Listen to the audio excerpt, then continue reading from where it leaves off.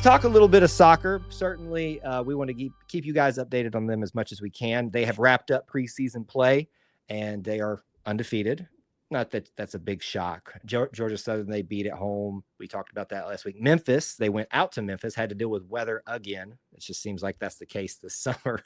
Thankfully, we haven't had a lot of Auburn sports be wrecked by rain this summer. They win 2-0. So here we sit.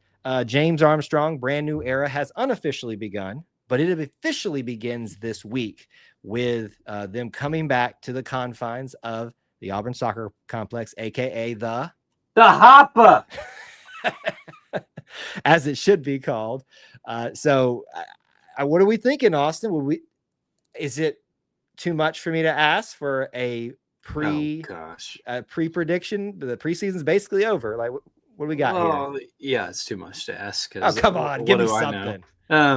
No, I think it was a really good preseason. I saw a clip. I think we shared it too from the SEC Network talking about the shoes James Armstrong has to fill of Coach Hoppa and a big season ahead for kind of where the direction of this program is headed. I think it looks really bright, to be honest. I think that it's a good showing in the preseason, and what happens here at the beginning will maybe set the foundation for a special SEC slate. So, I think this team makes the tournament. I think it's a good team with a lot of talent.